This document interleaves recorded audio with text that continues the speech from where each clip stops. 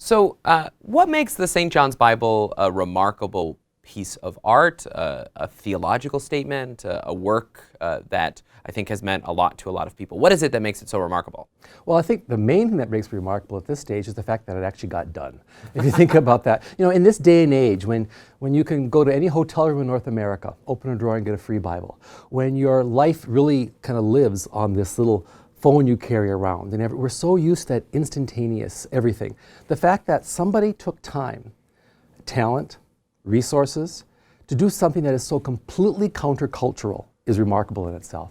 I mean, this is the handwriting of the Bible.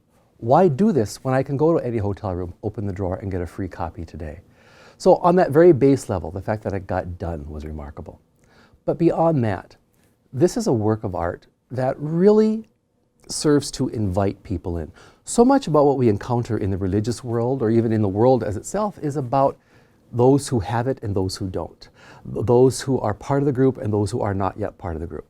This is a project that crosses all boundaries. This is a project that is completely welcoming. It's also inclusive as much as a project like this can be done. And so as a theological statement, the fact that this is for everyone, the fact that this is communal, I think is remarkable in itself as well. Have you ever experienced, what's it like when people first look at this Bible? I mean, so as the director of manuscripts for the Bible itself, as the person who oversees the actual manuscripts, you get to see people both look at the Heritage Edition, but also the real thing. What's it like when someone first looks at this? What's your favorite moment, maybe?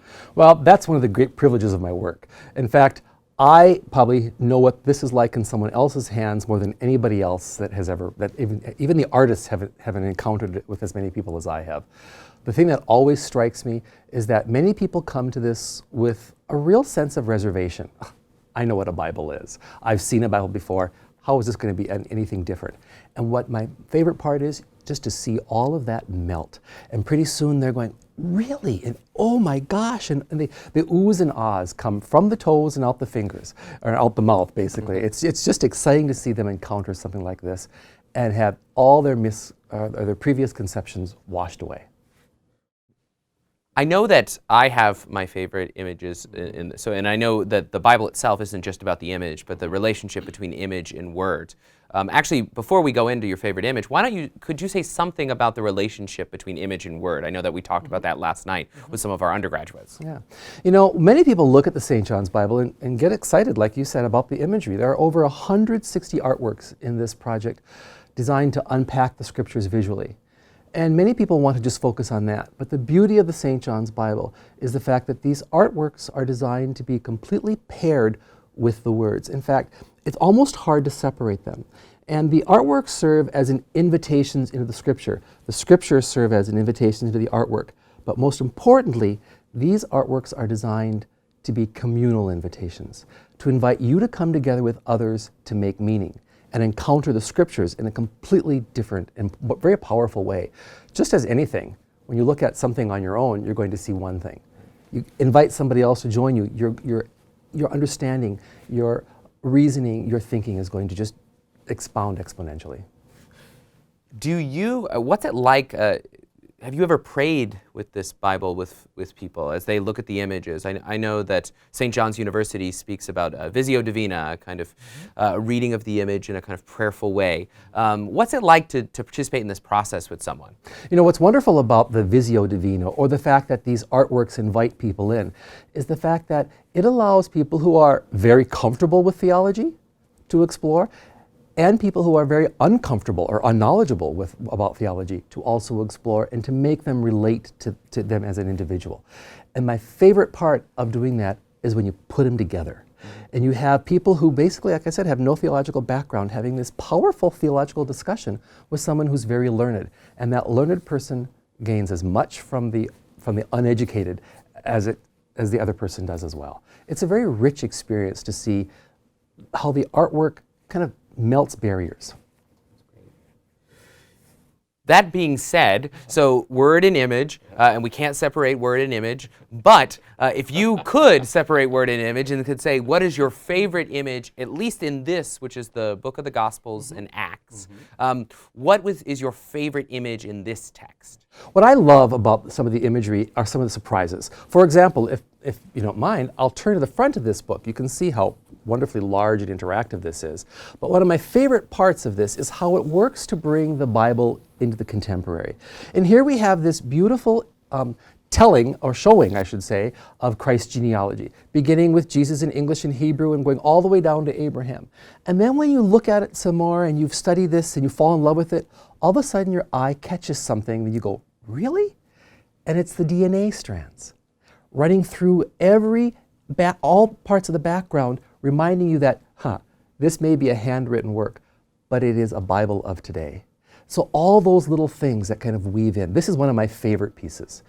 Things like encountering the image of the earth shown from outer space. That hasn't been shown in the Bible for 500 years because the last time a book like this was handwritten, it didn't exist. Seeing the completely different take that the committee that helped develop these artworks took on the raising of Lazarus, where we don't find ourselves outside looking at Lazarus coming out of the tomb, but we find ourselves in the tomb behind Lazarus, encountering what he may have experienced. So some of those things that really take stories that we know so well and not change the story, but change how we interact or view with those stories. I think that's the power of this all the way. Yeah, I mean, that's at least as I experienced it too. As you look at this, you find yourself taken in. And in some ways, the size of it, of course, literally takes you in. I mean, you feel, you see it's contemporary, but it's contemporary with you almost in a literal way, because you are taken in entirely into the text. As you read it, as you look at the image, it really is sort of woos you in.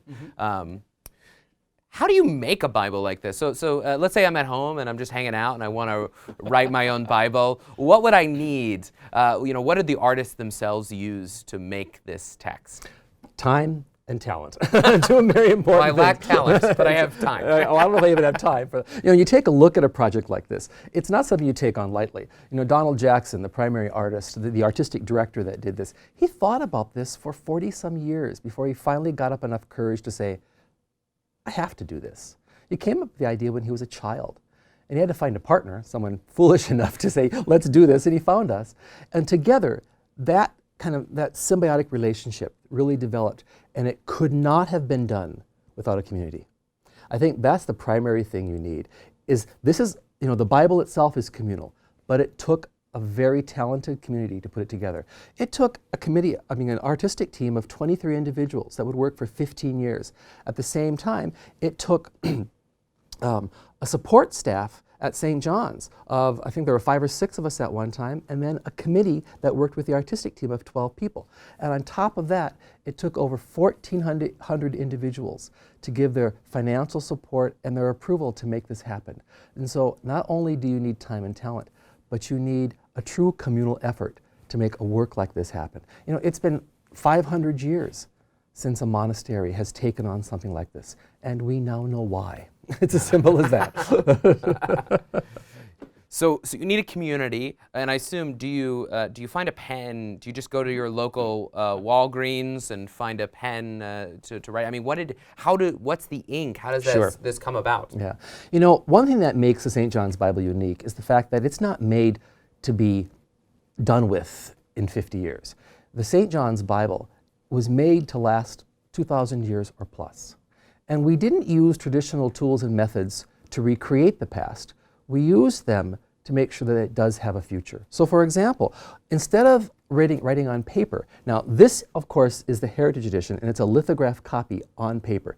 It is a beautiful fine art rendering of the real thing. But the real thing was written on something like this. Now this is paper that will last about 800 years. This, you can probably hear it, sounds plasticky, and that is real vellum. You can give it a pet because you're petting a cow right now. Yeah, it's a lovely opportunity. Exactly. And so you have this beautiful vellum, which is leather, that will be incredibly durable. If you think about it, parts of the Dead Sea Scrolls were written on materials like this, and they were stuck in a cave and not cared for very well. So even if you don't care for it very well, it will last a long time. This also allows you to be human, because you can make mistakes on vellum, thank goodness, and you can correct it. And so this beautiful vellum is the support structure that will be around for centuries.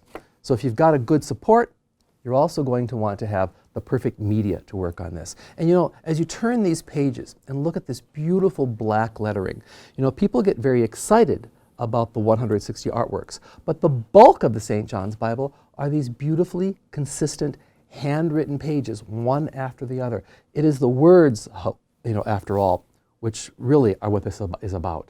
And if you're going to have words on the page, you want them to last a long time. And so here is the most prolific thing on the page. This beautiful little black stick is actually the ink for the St. John's Bible. And this beautiful ink comes from China, was made in the 1870s. You can handle it if you want to. It is basically soot. Soot collected from smoting factories in the 1800s, so it's burnt carbon. And so by putting this onto a grinding stone, grinding it with a bit of water, that breaks down the collective soot, allowing the soot to stay in the water black. You write your words, the water evaporates, and those words stay on the page for centuries.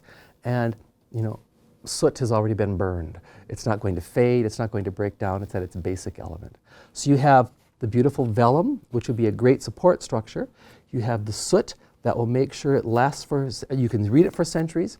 And then, of course, you want the most perfect tool for writing.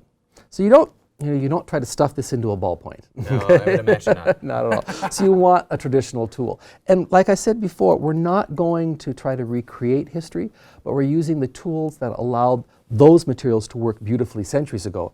And there really isn't a better way to do it. This is the quill.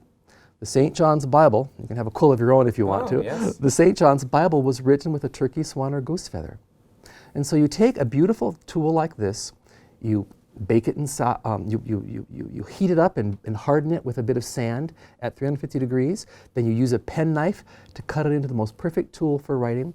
You put some very detailed little scratches and cuts in there to make it work, and then it flows. And the primary reason that the artists decided to use a quill as opposed to a metal pen is the fact that the metal pen conforms to your hand. The metal pen, or excuse me, the quill conforms to your hand. The quill becomes a part of your hand. A metal pen makes your hand conform to it. Right. And as you're writing, the quill also interacts so beautifully with the other natural substance, the vellum. And if you're going to write for 6-7 years, you want the most comfortable tool you can find in your hand. Yeah, it makes sense. Because the writing itself took 6 calligraphers 7 years to do. I mean, that's no artwork, that's just the writing. It's pretty amazing. Yeah, it's amazing when I think sometimes that these ancient techniques often that were used are less a matter of just being old, but they actually had a kind of wisdom to them that we have forgotten. When we had Donald Jackson on campus, he noted that you know, one of the remarkable things is that he does is he uses these ancient techniques, not because they're old, but because they actually have a wisdom to them that actually enable a project like this to come about. Yeah. Even with all the modern technology, there still is not a better way to do this if you want it to last for centuries. Yeah, it's stunning. And I just love how the letters just have a gracefulness because of that stroke of that pen. If you look at it, you really can see the humanity in almost every single letter. The script is beautifully consistent, even from page to page. However, you can see slight variations, and you know you should. This is not a font. This is not printed. This is hand lettered. And so you want to be able to see that, as Donald says, every letter starting in your toes and coming out your fingers. And my favorite part is Donald will look at sometimes some of these pages and he'll say, oh, you know, Sally was having a great day here, but boy, she must have been sick over here when she wrote that. Because he said you can tell how the scribe feels. I suppose if the word becomes flesh, there's no better way to sort of inflesh the word than that sort of direct, kind of embodied contact. Exactly. Where you can even see the personality of the person who did that. Very much so. And you should. Yeah. Otherwise, open the one at the hotel room. That's exactly right. Exactly right. So one of the things that we're interested in here in hosting the Bible is the relationship between theology and the arts. And I know that this, in some ways, whether the Bible wanted to be a conversation around theology and the arts. It's become one because, once you create a project like this, theologians are interested, artists are interested. What do you see as maybe this Bible contributes to the relationship between the theology and the arts? Well, art is the highest form of communication. I mean, if you think about it, no matter what it is, if it be dance or poetry or drama, they really are highest expression of communication. And when we have something that is so important to so many people throughout the world, why don't we want to pair it with the highest form of communication we can think of? And so this beautiful pairing of word and image, and more than that, pairing of artist and theologian, I think that's the real strength of all this. Because so often we get into our little camps. And part of the Reformation was getting rid of the art as well, and only letting the word speak. But there is a beautiful symbiotic conversation that both can have. One of the challenges that Donald had with his committee, and I mean, trust me, this is a work that was done, this is a project done by committee, and a church committee on top of that. Add that into the mix as well. Church committee is very complicated. Exactly. And for any committee to be able to work together and to accomplish something as beautiful as this is a miracle in itself. But one of the first things that committee had to do, because Donald was in Wales, and St. John's, of course, is St. John's in Minnesota. You have an ocean in between you. And they had to find a way to communicate. And Donald right away communicates through words, or through pictures. The committee, being theologians, a couple of artists, and scholars, primarily communicate through words. And so I think one of the richest things they learned, and one of the biggest contributions to the theological and artistic world, is the development of that relationship of being able to understand each other, talk to each other, and learn each other's language. And I think that is so important. We see that in many realms today, whether it be red states, blue states, conservative, liberal, whatever it may be. Learning to talk and understand the other person's language is key to accomplishing great things. And in the theological and art world, that's a great accomplishment, no matter what it may be. Yeah, in a lot of ways I see the St. John's Bible and the committee, both theologians and, of course, artists working together as a kind of model of what needs to happen in the church today. We need a renewal of the arts, we need a renewal of the theological life of the church, and this renewal has to sort of be carried out together. And in this way, this is a kind of model, I think, for how we could conduct this at universities, in dioceses and churches throughout the world, this kind of relationship between theology and the arts, which has inspired our own campus to have musical events around it, to really sort of raise up the theological sphere at the same time that you raise up the artistic sphere. Yeah, and you also end up, one of the most powerful things about the St. John's Bible is how it crosses boundaries.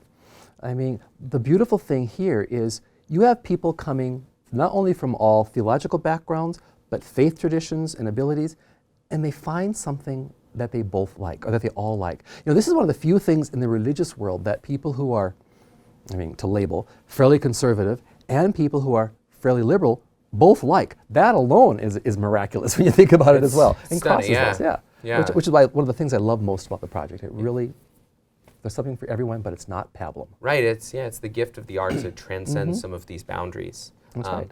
What has this meant to St. John's?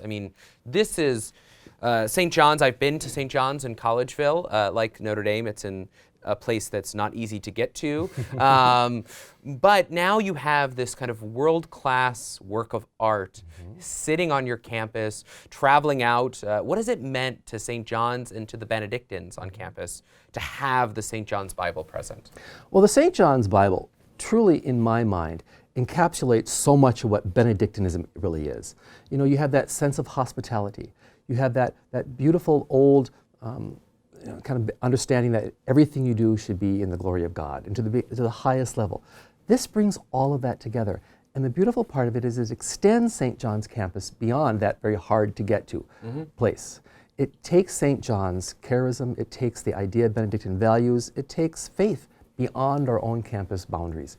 When you look at people coming to St. John's and encountering this on the campus, it's very powerful. But it's just as powerful when they encounter it in Indiana, when they encounter it in Rome, when they encounter it in Africa, because it really is an extension of that Benedictine idea of welcome. For example, on that very first page, not only do you have the DNA strands, but you have an acknowledgement that we are a people beyond ourselves. it acknowledges the fact that Christianity shares in common belief with Islam and Judaism. If you take a look at this family tree, it starts with Jesus and goes all the way back to Abraham, written in English and Hebrew, but also includes Hagar down here in English, Hebrew, and Arabic, reminding us that we have a common root all the way back. And that is so Benedictine, because not only do we have to be welcoming, but so do our things. And so this is an extension of that. And as we welcome people onto the campus, and they encounter religious things in a very inviting way, that's an incredible experience for anyone. And it's very powerful to us as a campus because it reminds us, this is a constant reminder of who we are as Benedictines. Yeah. Well, it's a gift for us to host the St. John's Bible because of the close relationship between Notre Dame, between Notre Dame and St. John's. The Center for Liturgy, which I direct, we very long time ago were founded by a Benedictine, and we are in fact very closely connected to the history of our program to St. John's University, including Virgil Michael and other of the monks. And so it really is for us a treat to feature this Benedictine artifact, truly. That's not an old one, but one that's presently in use on campus. Here, it's reestablishing for us a relationship between the two institutions that are very close to one another. Oh, that's wonderful. That's wonderful. Doing exactly what we intended to do, to reach out to others. Yeah. So one last question, and this is somewhat creative. So when the monks made the old manuscripts, they never had a chance to describe what they were doing. They were anonymous people. So let's say that in 600 years, the apocalypse has taken place, and all that's left are a couple fragments of this book and this video that's to be found. I'm sure. What's the one thing you'd want future generations to know about the production of this text, about this text, so maybe even to sort of help them in the future know what this was? That's a great question, and it's a big part of what I do as the caretaker of this. I mean, I really am the keeper of the story and the keeper of the pages. And I'm very conscious of the fact that what I do has a 500-year, 1,500-year, 2,000-year impact. And so one of the beautiful things about the St. John's Bible is that we have every note, every post-it note, every email conversation, every sketch, every tool that was used to make the thing. And one of the parts of my job is to make sure that all of this goes with it forward, so that in 500 years or 1,000 years from now, people know as much about this project today, or then, as we do today. If that doesn't happen, I hope the one thing that they carry with them is that this was an expression of faith by a people of this time, this artistic talent, and the St. John's Bible represents, at least at this point in time, how this one small community looks at the Word, looks at faith, and looks at itself. Now, hopefully you'll find something of yourself in there as well. And if nothing else, I hope people look at this, and if they know nothing else about this in 1,500 years, can still find that reflection of themselves in these sacred words. Well, this is lovely, and it's a gift to have it on campus, and we look forward to a year during the entire 2017 year in which people from throughout the country and the world will get an opportunity to see this on our own campus. And thank you so much for being here with us today. Well, my pleasure, and thank you for making the sharing of this even possible. There's only a few of us, and if it's going to go out and do something in the world, we need people like you to do it. Well, thank you so much. All right, my pleasure.